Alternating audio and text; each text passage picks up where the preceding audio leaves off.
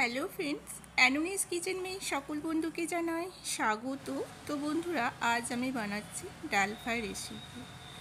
তো চলুন স্টার্ট করা যাক। তো এর জন্য আমি এখানে নিয়ে নিচ্ছি 1 কাপ তুর ডাল, আর নিয়ে নিচ্ছি মুসুর ডাল, দিয়ে দিচ্ছি এখানে 3 টেবিল স্পুনের মতো মুগের ডাল, 2 টেবিল স্পুন ছোলার ডাল, আর অ্যাড করছি 2 টেবিল স্পুন বিউলির ডাল। তো এই ডালগুলো মিক্স করে নিচ্ছি, নিয়ে এবার ধুয়ে নেব।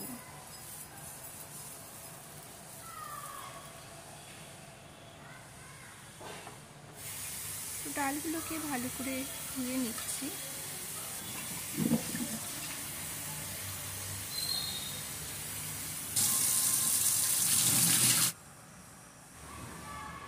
ডালগুলো ভালো করে ধুয়ে নেবার পরেই কুকারে ডালগুলো সিদ্ধ করতে দিয়ে দেবো।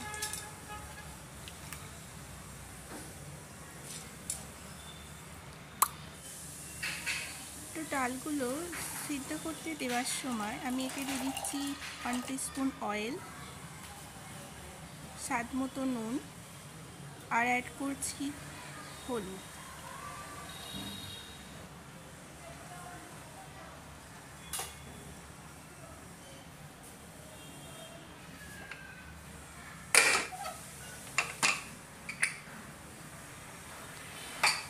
তো দেখুন, আমার এখানে ডালটা সিদ্ধ হয়ে গেছে।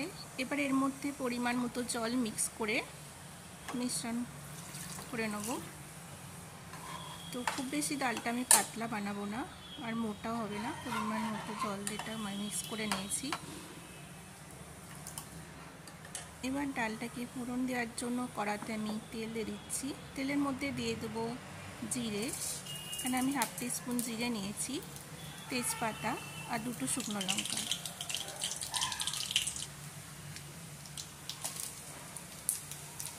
ফোড়ন দেওয়ার পরে আমি এতে অ্যাড করছি পেঁয়াজ। আমি এখানে একটা ছোটো সাইজ পেঁয়াজকে কুচিয়ে নিয়েছি। পেঁয়াজটা হালকা হালকা ভাজা হয়ে গেছে। তো এতে আমি দিয়ে দেবো 1/2 টিস্পুনের মতো হিং অ্যাড করছি, আর দিয়ে দিচ্ছি 1 টিস্পুন আদা আর কাঁচা লঙ্কার পেস্ট। এখানে আমি দিচ্ছি শুকনো লঙ্কা, হলুদ আর জিরে গুঁড়ো। মশলাটা কষে নেব।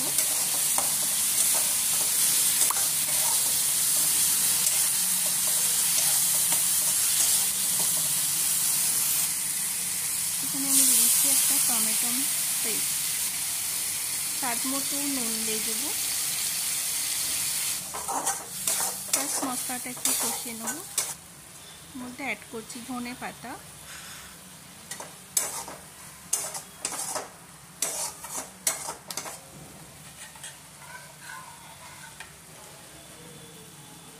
মশলা রেডি হয়ে গেছে। এবার ডালটা আমি ঢেলে দিলাম।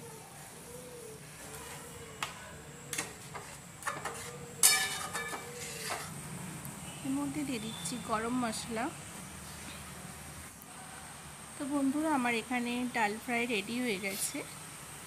এটা রুটির সাথেও ভালো লাগবে, আবার ভাতের সাথেও ভালো লাগবে।